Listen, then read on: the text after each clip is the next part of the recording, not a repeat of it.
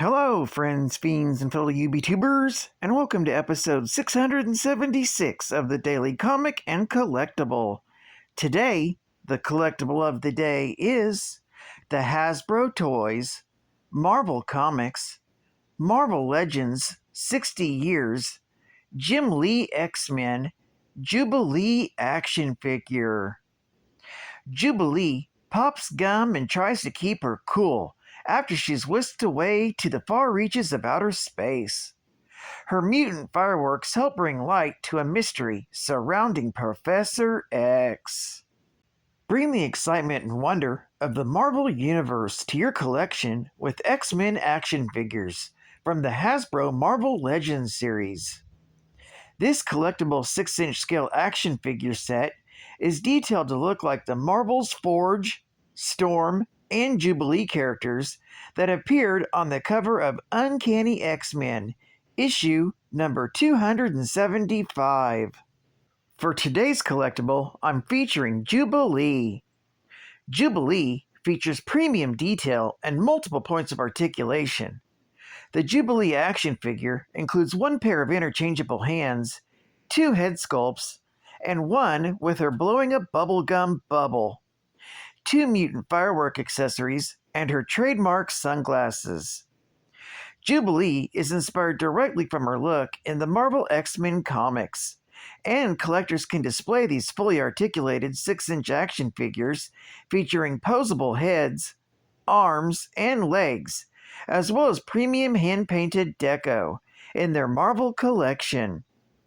This 3-pack with Jubilee comes in a collector's friendly display box featuring environmentally friendly packaging with no plastic waste. This set was released in 2022 by Hasbro Toys. Now, the comic of the day is X-Men Annual, Volume 1, issue number 13, with the cover date of August 1989. This is part of the Atlantis Attacks event and contains 3 stories. With stories by Terry Austin and Chris Claremont, art by Mike Vosberg and Jim Fern, and cover by Mike Vosberg. The stories I'm covering are Double Cross and Jubilation Day.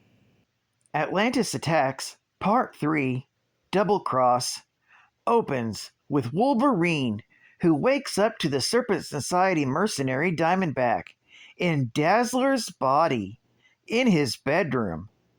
She tries to seduce him until the other X-Men, including Dazzler and Diamondback's body, intervene. Storm and Rogue review how the 2 women switched bodies. The deviant priest, Gwar, and the Lemurian priestess, Lyra, hired the Serpent Society to retrieve several mystic artifacts, including one from sorcerer Mr. Jip. Jip captured Diamondback when she broke into his lair. He then abducted Dazzler, swapping their bodies to force the X-Men to collect the artifacts for him, and sent them to the team's Australian base. That's when Dazzler and Diamondback argue with each other until Storm declares that the X-Men are going after Jip. However, when Gateway teleports them, they are split up and sent to different places. Dazzler and Wolverine materialize in the Savage Land. Agitated with Logan over the bedroom incident, she sets off alone, spots a Serpent Society aircraft, and follows it to its landing, only to be immediately captured. Hours later, Wolverine frees her, and they defeat Asp, Boomslang, and Puffadder. However, as soon as Dazzler touches the idol the Society had stolen, she and Logan teleport away. Meanwhile, Colossus, Havoc, and Rogue find themselves in Lima, Ohio, and follow a path of destruction to a local shopping mall. Inside, they fight and overpower Anaconda, Black Mamba, and Coach Whip. They then take a Native American totem from Rock Python and suddenly vanish. Meanwhile, in Iceland, Diamondback, Longshot, Psylocke, and Storm face off against Black Racer, Bushmaster, Cottonmouth, and Rattler. While the others battle, Longshot finds the stone both teams are looking for, but Rattler buries him under a landslide. Psylocke ends up finally finding the stone, and she, Diamondback, and Storm are teleported to Gyp's lair with the other X-Men.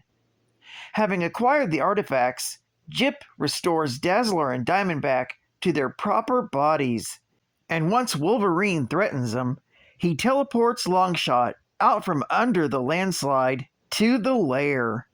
Suddenly, deposed Serpent Leader Sidewinder appears, steals the artifacts, reveals that Diamondback was actually working for him, and quickly teleports away.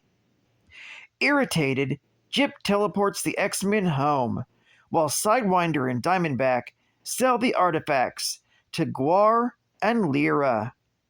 Lyra then has their Lemurian alchemists use the objects to begin recreating the Serpent Crown.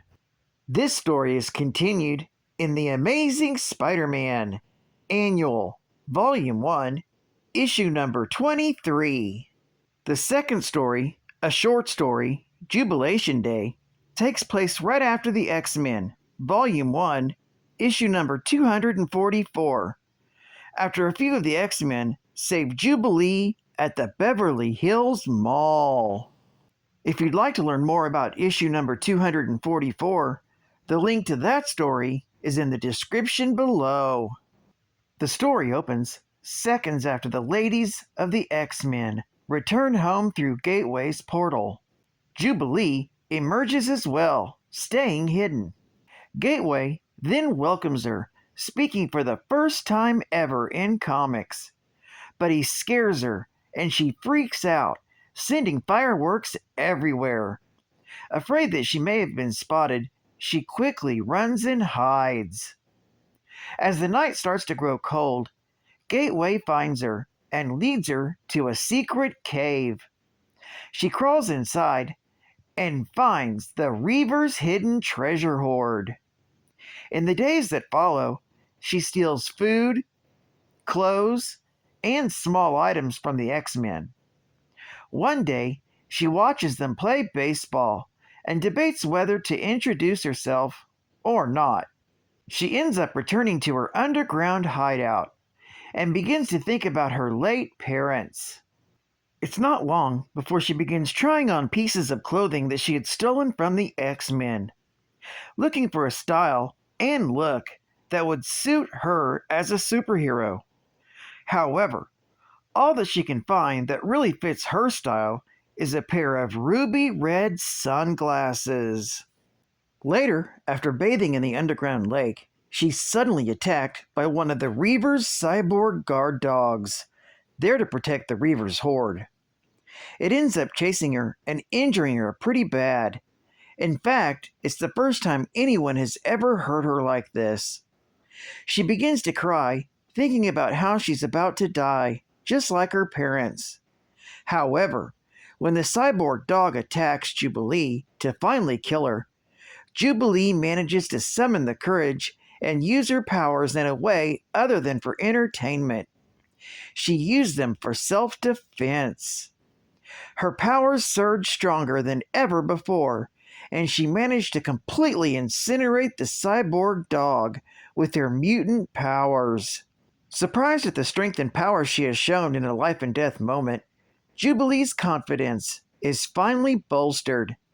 And for the first time in a long while, Jubilee is proud of herself and optimistic about her future. Geek Fact: this issue is a key issue featuring the first cover appearance of Jubilee, the second appearance of Jubilee overall, and it's the first appearance and debut of her ruby red sunglasses. Bonus Geek Fact: after a successful mission for Roxxon's chairman Hugh Jones, Sidewinder decides to form his own criminal organization of snake-themed mercenaries and assassins known as the Serpent Society. He convinces his 3 former teammates, Anaconda, Black Mamba, and Death Adder, of the sincerity of his intentions to help them better their lot, and sends them to contact Asp, Bushmaster, Cobra, Cottonmouth, Diamondback, Princess Python, and the Rattler. At an introductory meeting at the Manhattan Motel, which Viper refused to attend, Sidewinder laid out his plans. The various snake criminals would band together as a single society. The society would function not unlike a labor union, in that its members would receive a guaranteed pay, better access to technology, and insurance, and even health benefits. Constrictor was unimpressed by the proceedings and attempted to alert the Avengers. Anaconda later found Constrictor and beat him within an inch of his life as punishment. Sidewinder was originally inspired by 3 previous coalitions of snake-themed criminals, each named the Serpent Squad. However, the Serpent Society remains one of the best organized, most successful coalitions of criminals in operation today. State-of-the-art gaming! Bubble Bobble is Dynamite! We're 2 hungry dino-mites, and we've got bubble fighting fun down tight. you and your 2 brontosaurus buddies Bub, and Bob, are up to your brows in bubble troubles.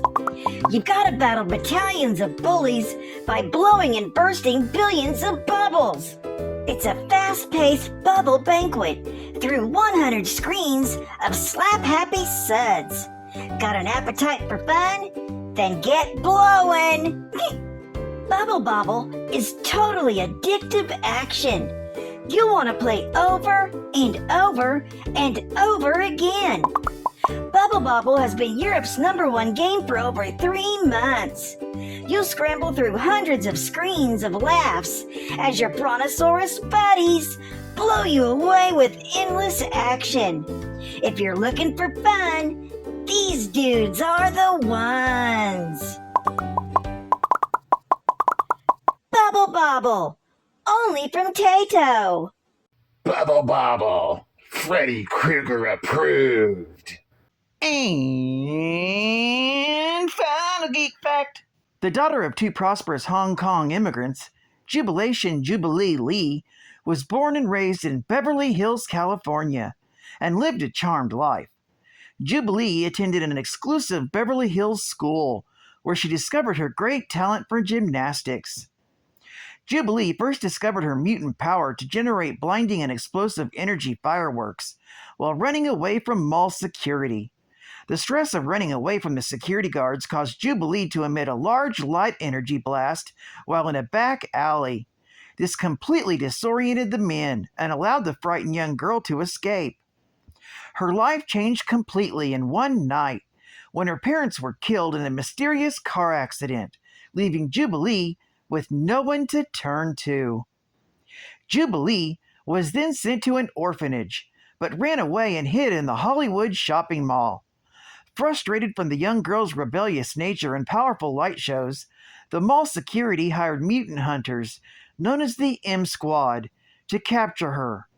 Jubilee held her own by blasting the M Squad's energy tractor beams, but she was eventually caught. Lucky for her, Jubilee was rescued by the X-Men's Dazzler, Psylocke, Rogue, and Storm, who happened to be shopping at the mall. Curious about these strange women, she followed them for a while, and later jumped into a portal after them, leading to today's story. According to Emma Frost, Jubilee has the potential to detonate matter on a subatomic level. Years later, she was able to do so safely while in space on the Collector's ship. The use of power makes her body translucent, except for her skeleton. She generated a massive explosion that completely obliterated the vessel and was bright enough to be seen from Earth. Jubilee herself was recovered by magic, the explosion having blasted away all hair on her body, in addition to her clothes. Well, I'd like to thank you for joining me for another Daily Comic and Collectible, and I hope to see you again Tuesday. This is Cut Fan Comics Man, and I'll catch you on the flip, baby! Over and out!